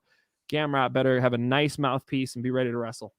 Gamrot's -175, Jalen Turner at +180 as far as prop side of things here. I am going the gamer Gamrot to win a decision, even though he's on short notice. That is +240. If you're thinking Jalen Turner, we see some people saying sub. I want to bring the line. It's +900. But note, Beneil Dariush didn't strangle him.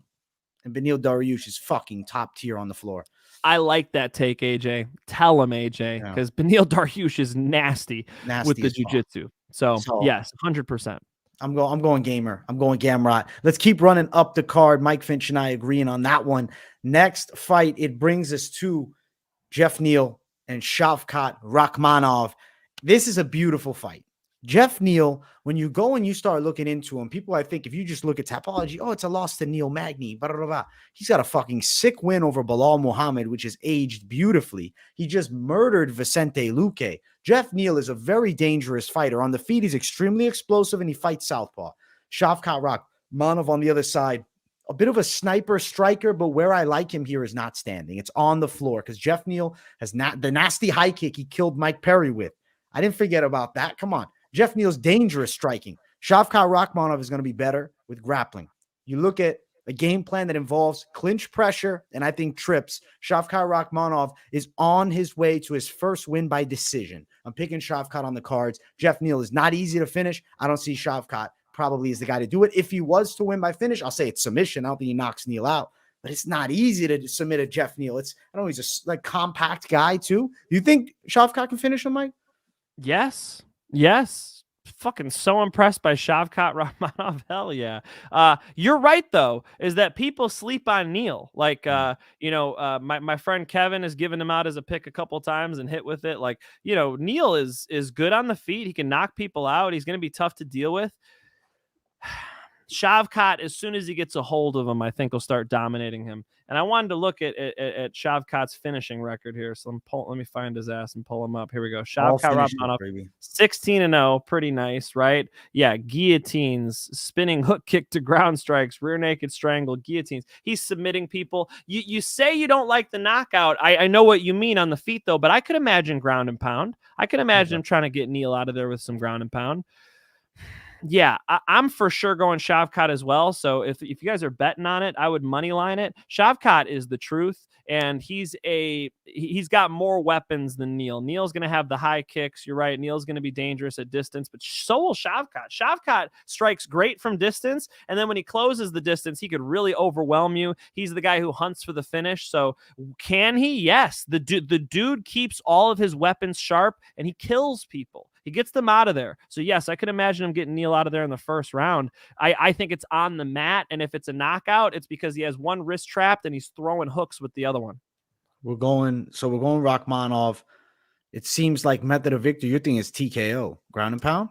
Ground and pound TKO or a submission. I mean, he could submit him. Rear naked strangle would be nice. Guillotine would be nice. Yeah, let's go rear naked strangle or TKO. All I'm telling you guys with this one is just to money line it, because who knows? Neal is a tough customer. Neal is hard to finish. He could make it. Could you imagine if it was like a close fight and Neal rocked him? I mean, that'd be crazy. It's possible. It's possible. Shavkat is the truth. Shavkat is going to work his way all the way up until he gets into a big fight. And this is another stepping stone along the way. It's just the highest stone he stepped on yet. I think we're going to go Shavkat win. Money line is, your most likelihood of success. Problem, it's -500. So it's super wide, more of a parlay piece. Shit. Okay, let's look at something else though, Mike. Let's see. Wins inside distance for Shavkat, -145. Mike on that one. If you're going to actually be specific and try to pick, Shavkat Rakhmonov on the cards is +265. By knockout is +250 and sub is +175. So realistically, all the methods of victory, it seems like even the bookies have it fairly close. I'm thinking sub is most likely out of all of them. I definitely could see him submitting Jeff Neal. So I don't want to play that decision prop. I'm going to say no to it. I'll pick Shavkat Rakhmonov money line. The value's not great on sub. I don't even know if I want to touch props here. I think Shavkat's the big parlay piece. That's what I think he's going to be, for me at least. What do you think, Mike? Yeah, I hate that -500, but it's tough for me to tell you guys submission. It really is. Although that's totally possible, he probably ends up, I haven't even done. We're gonna do parlays at the end, and you guys will see. Okay, all right. Don't make me spoil the fun. Christmas isn't even here yet, and you're looking at your presents. Let's go. Mike Finch and I both on Shavkat Rakhmonov, as the masses are as well. Co-main event, it's Valentina Shevchenko versus Alexa Grasso. I'm picking Shevchenko to win this fight, but I got to note Alexa Grasso has made tremendous improvements. It can definitely box. Shevchenko looks so human against Talia Santos. I thought that fight, was kind of deserving of an immediate rematch. Shevchenko, being given a different fight in Alexa Grasso, a matchup where I do think she shines more. Grasso, very good puncher. She's not like she's a bad kicker either. Her boxing almost reminds me a little bit of like a female Masvidal. Shevchenko's got like kind of the nastiest kicks in 125 ever. She's tremendous with the hips. She's got the clinch game. She's not a like great wrestler. And I know we're going to think of the Talia Santos fight, her getting worked over in the clinch, but I think she can win those exchanges in this matchup. I'm going to say Shevchenko by a decision. I think we're going the full 5. Shevchenko wins this thing. But Grasso, she's a tough customer. She's here to fight. She's not here to lose, for sure. She's here to fight, and her grappling is better than ever. So Alexa Grasso brings a more well-rounded game. It's a good thing that the title shot came for her later, because she got better as she, went along in her UFC career, a true UFC veteran. It's a real test for Valentina Shevchenko. I see everybody picking Valentina. Yes, I'm about to pick Valentina, but I think it's important to say this is a very live dog. Valentina has been in a very competitive fight with Talia Santos and sort of showed the other women that she's human. And, Alexa Grasso, watching that with the momentum she's got, you could imagine her scoring a little bit on the ground, scoring a little bit with the hands. I think the difference in this fight, AJ has put his finger right on it. It's that Shevchenko is a fast kicker and Grasso is not a great kicker, right? So I do think Shevchenko takes the legs, takes the body, and head kicks Alexa Grasso. I think Shevchenko could get like a late KO in this fight, in a great one, because I'm saying Alexa, and I've got the Amazon thing over there, and it's listening to me. So now it's just gonna be last names only. So I don't order something from Amazon on accident. I definitely think Shevchenko will win this fight. It's just that it'll be competitive. She's up against a real test. I know what AJ's waiting on. You want me to spoil it, folks? I think AJ's waiting on Aaron Blanchfieldov to get that title shot, and I bet you AJ is going to go Blanchfieldov like a freaking madman. We'll see if my prediction comes true. My prediction for this fight, Valentina Shevchenko, late head kick knockout. I think Shevchenko wins here. I don't think Grasso is the one to dethrone her, but her time is coming, brother. Her time is coming. As far as the odds, Shevchenko's a nasty wide favorite at -600. Grasso at +450. Mike Finch likes knockout. So let's look at this real quick. You like later knockout? So I think she's got to get her hands down first. I was there live in Chicago when Valentina Shevchenko was fighting Jessica Ai. Jessica Ai is not as good of a striker as Miss Grasso, whose first name will not be spoken because of this damn thing speaker I've got over here. So I do think that she kicks the legs and the body early, maybe gets taken down because of it, right? And goes through a little bit of adversity, but eventually is trying to set up the head kick. At least I believe that's her game plan. Her strategy should be to out kick Alexa Grasso and to try to kick her in the cranium. So Grasso is getting kicked in the face. We're thinking Mike Finch is thinking like a flash knockout from that KO prop. It's +200 for Shevchenko by KO. I don't know. I'm just feeling distance, but I don't really love the prop. It is +205.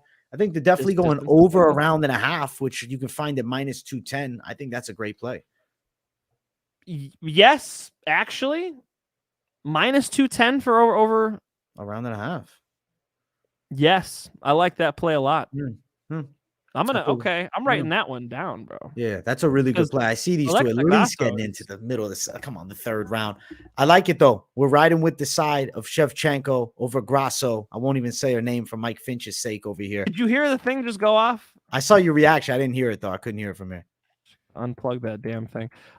Yeah, I like that. So it was over. You said 1 round and a half. You meant over 1.5 rounds. Yeah, it depends where you're playing. I mean, you're not going to find that option at every book, but if you can, over 2.5, I like less. That is more like plus money. It's looking like. Okay, over a round and a half. I think 90% chance this thing goes over a round and a half. Yes. Yeah, I think so too, man. Mike, that's the co-main event. It is time to get into the main event of the evening. Thank you to everybody watching. Make sure you smash the likes. Remember, it's Moneyline Mondays every Monday. UFC cards, we break them down, and we also recap the last event. So if you're new here, make sure you keep it locked in on the channel, subscribe and turn those post notifications on, and like the hell out of the stream. Let's talk about it. Jon Jones, Ciryl Gane. Mike Finch, you've probably heard my pick through the grapevine. I think Jon Jones becomes the 2-division champion and really locks himself into GOAT status. Mike, what is your take on that? I think that Ciryl Gane is a phenomenal striker, and it'll be so tough for Jon Jones to deal with somebody who is bigger than him, as tall as him. When Jon Jones fights other tall fighters, he struggles. When he met Alexander Gustafsson for the first time, he got taken down. He got boxed up a little bit. It was a close decision. When he fought Dominic Reyes, it was close. When he fights even power punchers like OSP, it was kind of competitive, right? Now we're talking about not just a dangerous knockout artist who's been putting people like, Tai Tuivasa away, who's got a head made look like a bathtub. I don't know how you knock that guy out, but he is going to be able to be fast and agile, bigger than Jon Jones. I think he kickboxes the fuck out of Jon Jones. It's going to be really hard for Jon Jones to keep up with the striking of Ciryl Gane. However, Jon Jones is a JUCO wrestler, junior college champion wrestler. And he has that in his back pocket at all times where he can get to top positions on people. And I'll tell you what, once Jon Bones Jones gets to the top position, he wrecks people. He drops elbows on people better than anybody in the sport. If you're underneath Jon Jones, you are about to get fucked up. Jon Jones' ground and pound is excellent. And contrast that with Ciryl Gane's bottom game.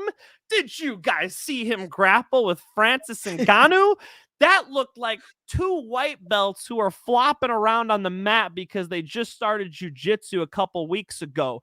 That was brutal. Compared to Jon Jones, who has competed in grappling, who has submitted black belt Vitor Belfort, who has submitted world champion Lyoto Machida, choked him unconscious, who has an incomplete game mixed with wrestling and submissions. Jon Jones will dominate Ciryl Gane on the ground, and Ciryl Gane should dominate Jon Jones on the feet. And the wider of the two, let's be honest, is Jon Jones in the top position.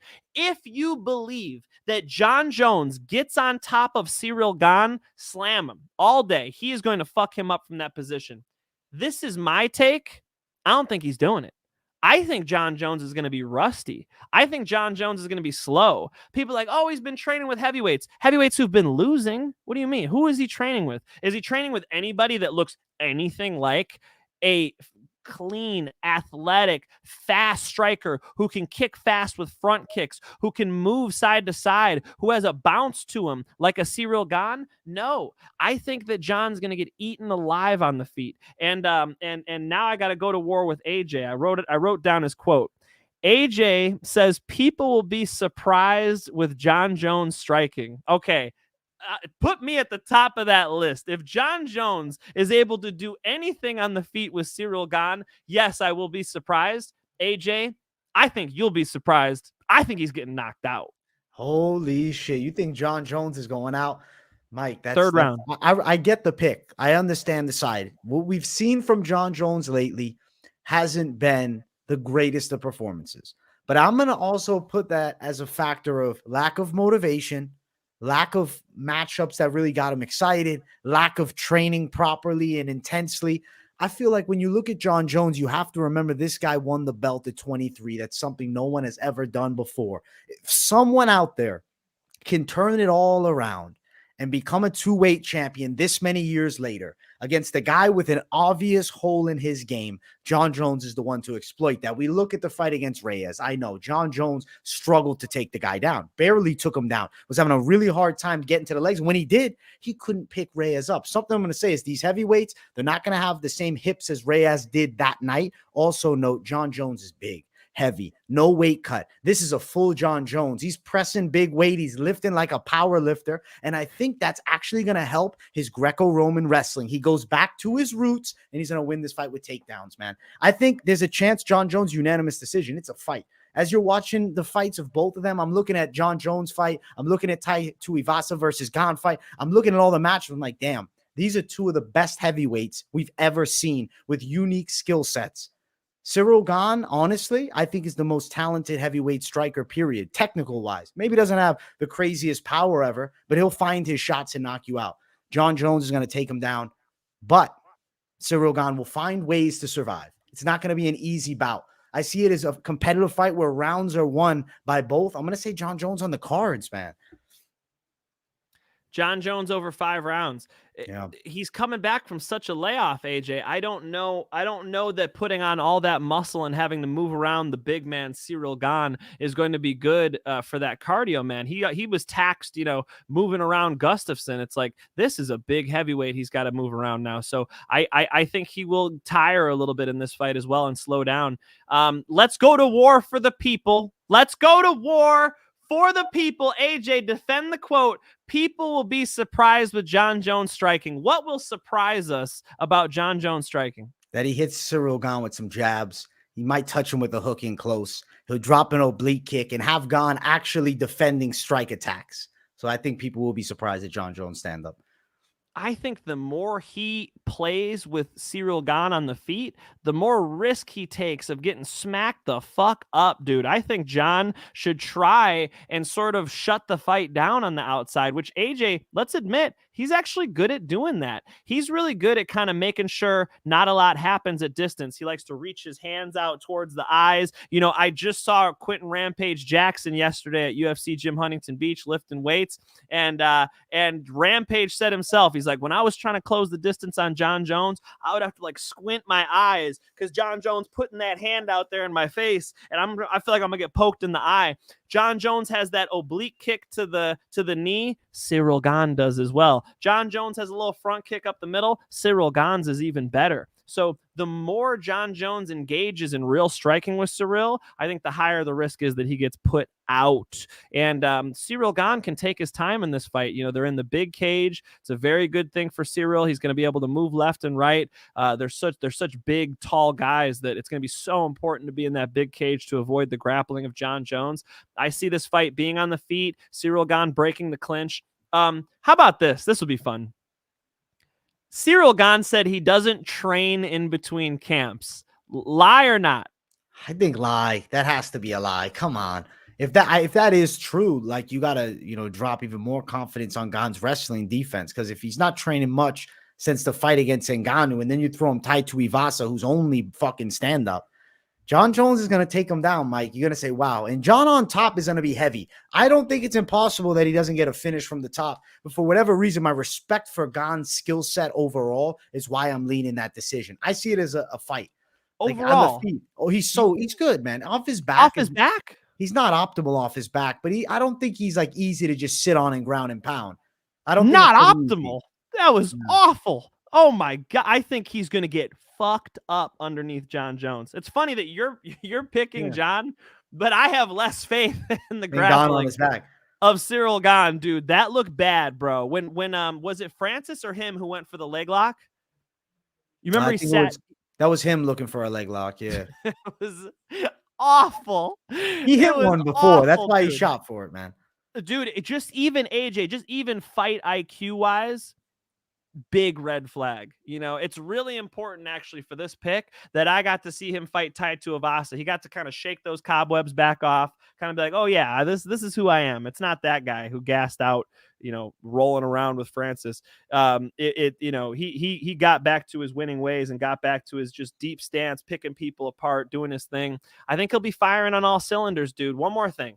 Yeah. John Jones hasn't fought in a long time, and the way he left off was with like a close decision with Dominic Reyes. What does Ciryl Gane do to Dominic Reyes? Ciryl Gane would put him out, and I know you would pick that too. And so, if that's where John is at, if he's anywhere where he was, which in my humble opinion, I think he'll be worse. That's when he was active. What about now that he's not active? I got Ciryl Gane 3rd round knockout. I'm going to throw another thing at you, Mike. Who else came back after looking bad in a fight, going into retirement and becoming a champion up a weight class? George St. Pierre. So I don't know. I'm just saying, like, yeah, I agree. Michael Bisping would flatline Johnny Hendricks too. But, you know, stylistic matchups, time off. I think John's coming back differently, man.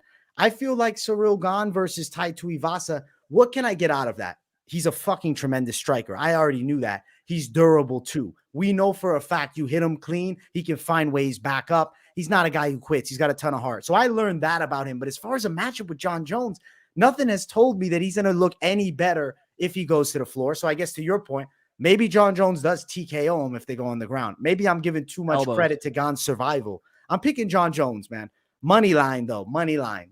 Fuck every prop. Fuck everything else. Jon Bones Jones, man. Well, the odds are sweet. I mean, if either guy, like, the odds are really close. So you might as well money line this fight either way you're looking at it. Yeah, I mean, you know, to summarize, I think that Ciryl Gane is the active guy. Ciryl Gane's the real heavyweight, you know. Not that Jon wouldn't beat a lot of these heavyweights, he will. But it's just the wrong matchup for Jon to come back to, you know. When Tyson Fury was out for years, he got, you know, can number 1, can number 2, can number 3. Then he fought Deontay Wilder. You don't just come back in at the top. It's a mistake. I think Jon Jones is going to get hurt. If he wins, it's with elbows from the top, and I'll be the first one to say that I'm impressed with his striking. If that's the case, I expect his timing to be more than a little off. Mike, he's training with savages, man. He's training with the dream team, baby. Maurice Green, Jorgen De Castro, Walt Harris, those savages. No, I'm Walt kind of Harris. I'm fucking around. What I'll say about this, though. What the fuck does Ciryl Gane do to Walt Harris, AJ? These are the bodies you need, though. Jon Jones is fine-tuning against guys that, though not perfect, still are threats in certain ways. But he's not going to get absolutely rocked in the sessions unless he's really out of character. So I think he's working these big guys, getting used to the weight. But who's Jon Jones really going to find to spar? He's going to have to spar who? Who matches Ciryl Gane? There's nobody like him in the world. So I think his sparring partners, it is what it is. I think they're fine. I know people are kind of dragging on him. Yeah, he's got the fucking Avengers, and then it's guys who are getting killed in the UFC. But, like, there's still UFC sparring partners or former UFC level. Like, who's Gane sparring now that Francis is gone? I don't know. Yeah. It sounds Alan funny, Badeau? but like karate guys. He should be looking for the, you know, the Machida brothers and shit like that. Getting used to the taekwondo, the karate stance, because that's what Gane brings in. Is that karate bounce, and the timing is very traditional martial arts, and he mixes it in with all the strikes that mixed martial arts allows, which is beautiful. His striking is really nice. So yeah, man, I'm gonna be on the other side of you on this one. Hey, it's gonna be fun to watch, dude. I'll tell you what. Excited. We're all winning having Jon Jones back. I'm glad to see it. A lot of you guys are heavy on Jon Jones. Respect. But I'm gonna bring up the odds real quick too. Go ahead, please. You had said they're sweet, and they're very playable on either side that you're on. Jon Jones -155, Ciryl Gane +140, Mike Finch +140 for your guy Ciryl Gane, and I'm looking at it only -155 for Jon Jones. Money lines are your way to go. But Mike, you did say KO, so I do want to bring up Gane by knockout prop. It's +550. That's the side Mike's on. I got to give him the love on that because that is a fucking A1 prop if you hit that shit. That's juicy line, bro. I might have to look at that. Look, Jon Jones is very durable. I'm not trying to disrespect Jon Jones out here.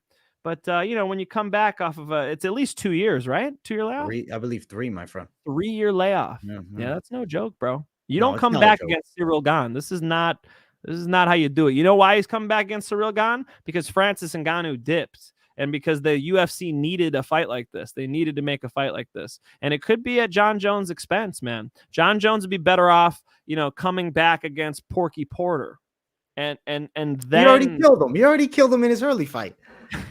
They fought, actually. Yeah, he destroyed Porter early in his career. You're kidding. Swear. Yeah. You're kidding. Jon Jones has now fought Porky Porter. Yeah, bro. I think he TKO'd him in the first round. I'm pulling this up because AJ's trying to lie to me live. No, I swear on this one. This is real. Jon Bones Jones fought Porky Porter? Yeah. When? I think I don't know. It might be in his. Oh my God. He fought Parker Porter. Yeah. Holy shit. AJ, you just blew my mind, dude. That was pretty good, man. When was this? Fought Jon Mike, that should add confidence to Jon Jones winning because he's beating the Parker Porter. in 2008. In 2008. So what? Obama was just getting elected. It was George Bush was president. Yeah.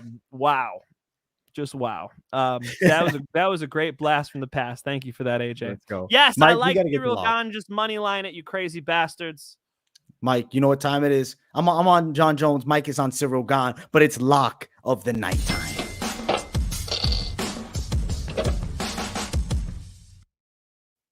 Lock of the night for UFC 285. Make sure you guys run the likes up, and if you're new, subscribe. It's Moneyline Mondays every single Monday. Mike Finch, as always, give me the lock of the week. Who you got, bro? My lock of the week, man, looking over these and hearing what AJ said about that over 1.5 with Grasso and Shevchenko, I think I might switch it. Am I allowed to take a prop bet as my lock? Is that not fair? Mike, that's a soft move, bro. You've been fighting in the cage. You can't take the over one. You can add that you like it. You can't take that as the main, Mike Finch. I need a fighter.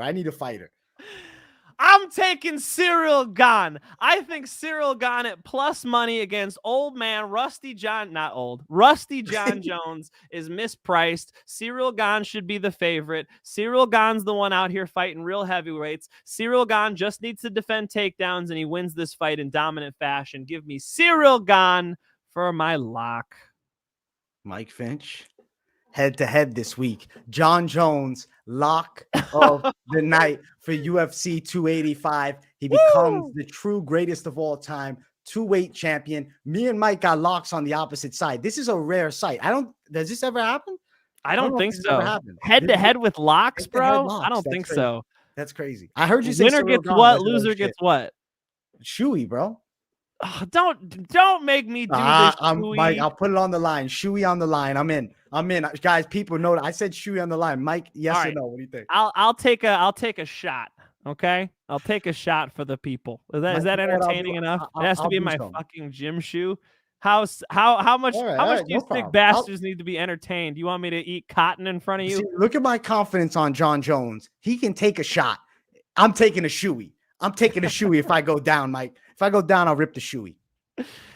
Michael Panza. Damn, Finch is going all in on Gane. Yes, I am. Because this guy, John Jones, has been doing cocaine and having sex parties and slapping his wife and headbutting police cars. And he has not been fighting in that UFC octagon. And last time he didn't look like he would beat Gane then. Coming off of a 3-year layoff. Hell no, I don't think he's going to beat Gane now. I got to go with the active heavyweight. I got to go with the second best heavyweight in the world, Cyril Gane.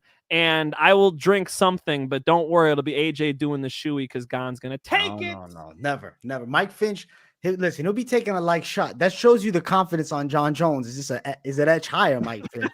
I'll take that shoe. If I lose, I'll enjoy that shoey, man.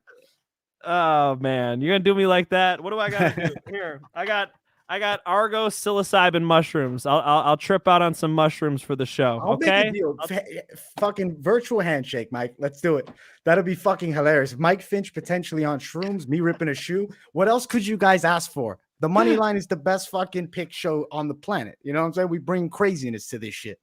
We certainly bring madness to this. Yes. AJ doing the shoey is one of the most entertaining things on the internet. So I know why you guys want to see it. I got you.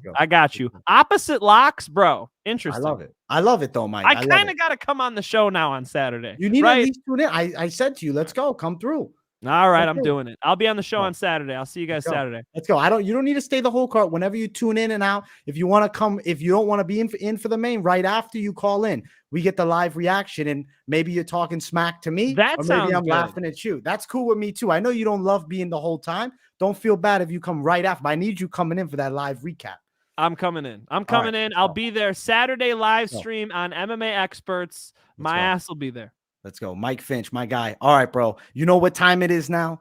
It's time for the parlay. All the competition that try to compete, stand back, watch the bomb drop.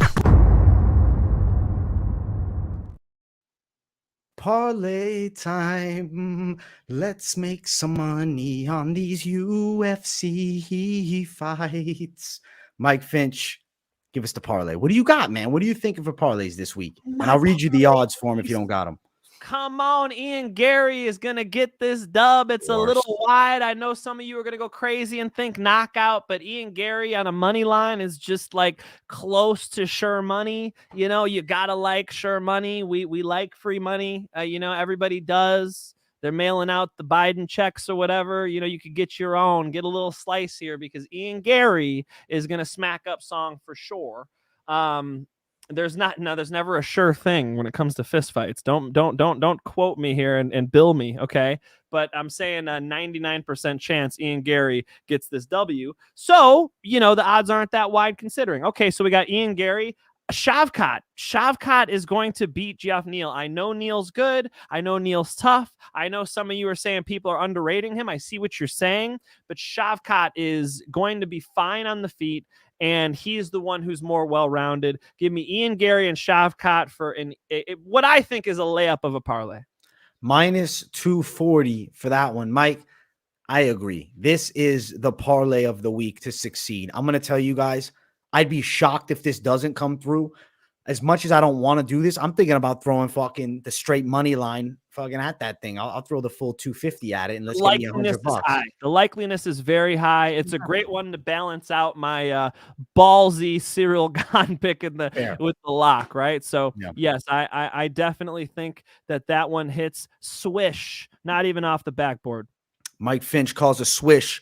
I think he's going to splash it. Okay, I'm going to keep Ian Gary and Rakhmonov in it because, honestly, I see them running through their opponents with impressive victories. I'm going to add in the lady, Tabatha Ricci, which now brings you to plus 100. But I'm not going to stop there because I want to bring a little bit more heat. I think you can also play the over 2.5 in this fight with a Radzhabov and Hebas. Plus 180 for that. I don't think that's a bad idea. If we're adding in over-unders with that, I'll remove the over-under, though, because I do want to do something without it.